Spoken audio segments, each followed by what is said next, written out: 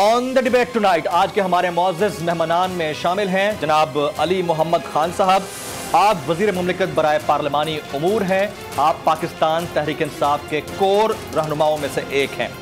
हमारे साथ मौजूद होंगे मौलाना अब्दुल गफूर हैदरी साहब।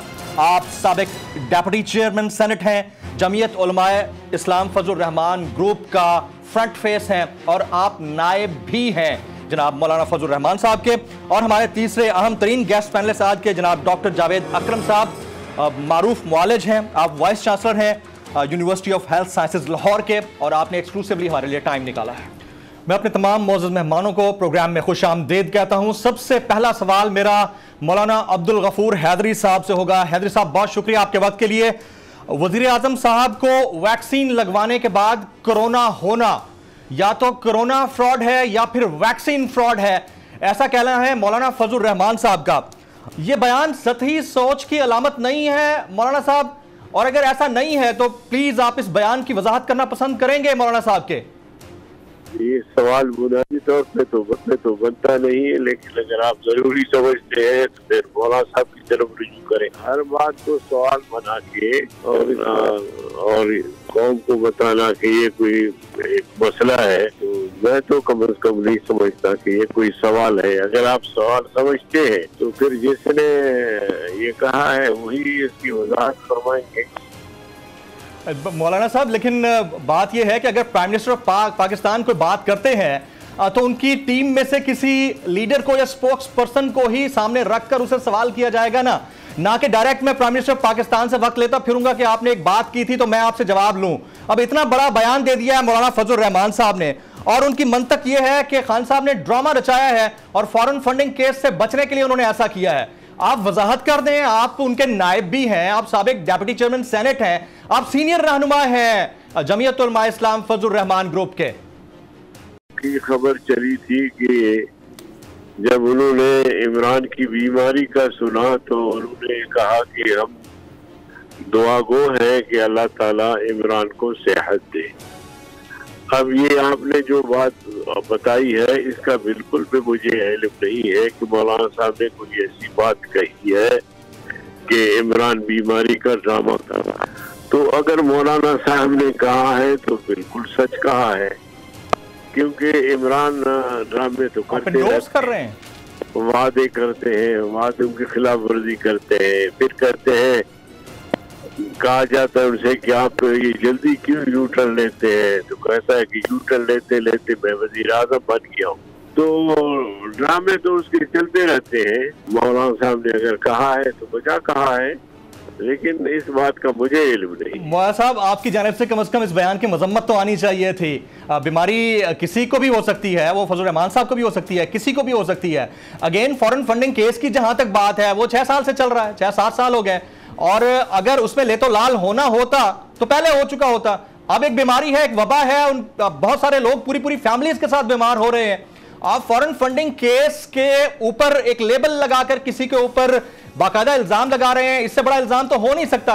आप फॉरेन फंडिंग केस की बात करें, ड्रामे की बात तो ना करें कम से कम मौलाना साहब। देखिए, फॉरेन फंडिंग तो एक मुसल्लमा केस है और अब तक इस केस पर फैसला न आना ये बड़ी बदजानती है, बल्कि खान साहब और हुकूमत की मिलकर दबाव है कि आज तक इस केस को दबाए रखा। हमारी चाहत है, हमारा मुतालिबा है कि इस केस पर फौरन फैसला दिया जाए। केस का ताल्लुक खान साहब की बीमारी से नहीं है, केस का ताल्लुक अदालत से है, अदालत ने फैसला देना है। अगर खान साहब कोरोना की वजह से हाजिर नहीं हो सकते तो उनके वकला हैं, उनके अथॉरिटीज हैं, वो हाजिर हो सकते हैं। खान साहब के इस कोरोना का जवाब बना के केस को पेंडिंग में रखना किसी तरह भी जायज नहीं। मौलाना साहब, आपने मेरी बात को सेकंड किया है, बराए कर मेहरबानी। आपने बिल्कुल ठीक कहा कि बहाना नहीं बनाया जा सकता है, कोई वकील पेश हो सकता है, कोई दूसरा पेश हो सकता है, लेकिन आप कम से कम इसकी मजम्मत तो कर सकते हैं।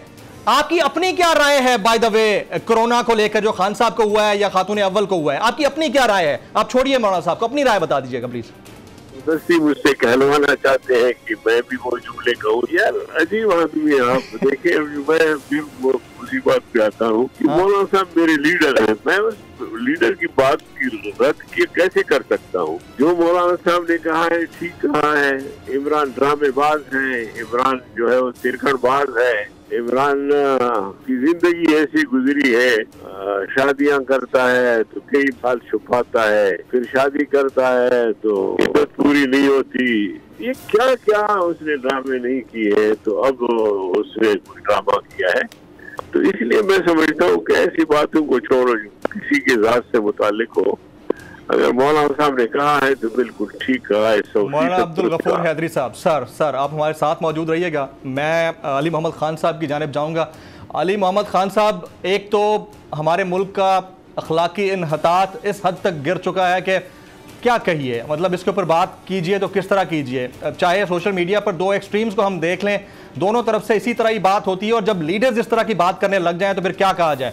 مولانا صاحب کا بیان آپ کی نظر سے گزرا ہوگا, آپ ہی بتا دیجئے کیا یہ فورن فنڈنگ کیس سے بچنے کے لیے ڈرامہ کیا گیا ہے پرائم منسٹر کی جانب سے؟ علی محمد خان صاحب. بسم اللہ الرحمن الرحیم. اللہم صلی وسلم مبارک علی سیدنا محمد. سب سے پہلے تو میں جو غفور حیدری صاحب نے زبان استعمال کی ہے اسٹرانگلی کنڈیم کرتا ہوں.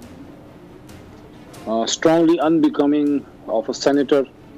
What to say of a former deputy chairman senate.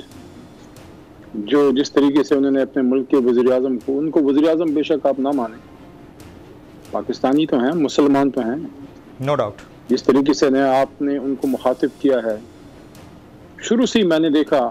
آپ نے ان سے مولانا فضل الرحمان صاحب کے بیان کا پوچھا, انہوں نے جس طریقے سے خان صاحب کو مخاطب کیا, جی ہمارے نارمل مشرقی روایات what to say of اسلام, نبی پاک صلی اللہ علیہ وسلم کی جب تعریف کی گئی قرآن عظیم شان میں تو ان کو فرمایا گا کہ انک لعلی خلق عظیم, بے شک آپ کا اخلاق سب سے عظیم تر ہے. اور انہوں نے کفار مکہ کے ساتھ جس طرح سے رویہ اور اخلاق رکھا, ان کے اخلاق سے لوگ متاثر ہو کے اسلام کی طرف آئے. آج کے جو سب نہیں لیکن کچھ جو سیاسی علماء موجود ہیں, جی کیا ان کا یہ اخلاق کسی نوجوان کو متاثر کر سکتا ہے جو تھوڑی بہت سمجھ بوجھ رکھتا ہو؟ کہ میں اس وقت ان کے لیڈر کو مولانا فضل الرحمان صاحب کہہ رہا ہوں. جی ہاں بالکل درست. اور یہ میرے لیڈر کو عمران کہہ رہے ہیں. عمر میں بھی شاید وہ ان سے بڑے ہوں. اگر میں ان کے لیڈر کو, میرے منہ پہ وہ الفاظ نہیں آتے, میں نہیں کہہ سکتا ان کو فضل, میں ان کو کہوں گا مولانا فضل الرحمان.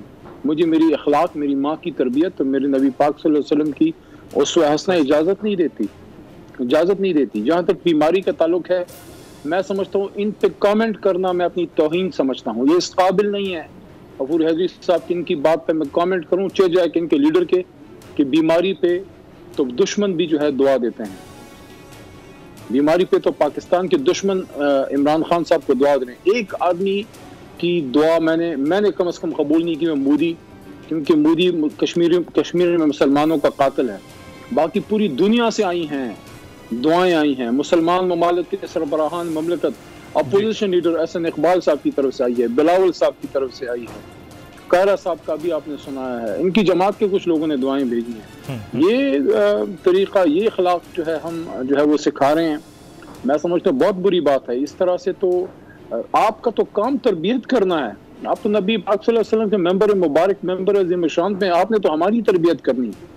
جس طرح کی ابھی گفتگو ہوئی ہے, کسی نیوٹرل خدا لگتے آدمی کو بٹھا کے ان کے فیصلہ کرائیں کہ یہ ہے ہمارے لوگوں کے اخلاق, جس طریقے سے انہوں نے ان کی ذاتی زندگی کو بغیر کسی ثبوت کے اچھالا ہے, اور وہ بھی ایک بیمار شخص کے جو اس وقت اللہ ان کو شفا دے, ذاتی زندگی پہ اٹیک کرنا, یہ کہنا کہ ڈرامے باز ہے, فلانا ہے. میں تو نہیں کہوں گا کہ وہ کون تھا جس نے فتویٰ دیا تھا, فاروق جمیل صاحب, جی کہ اسلام میں خاتون کی حکومت جائز نہیں ہے, اور پھر کچھ پرمٹوں کچھ چیزوں پہ بے نظیر بھٹو کی حکومت جو شہید ہوئی ان کے ساتھ پھر وہ حکومت کا ایک حصہ بنے. یہی لوگ میں تو نہیں, یہی لوگ تھے. آپ کو کہنا چاہیے سر, نہیں چاہتا, اوپن اینڈڈلی کہنا چاہیے. میں نہیں چاہتا کہ ان کے ساتھ اس طرح کی ڈیبیٹ ہو, کیونکہ یہ لوگ اب اس قابل نہیں ہے. جس طرح کی ان کے لیڈر نے بات کی ہے,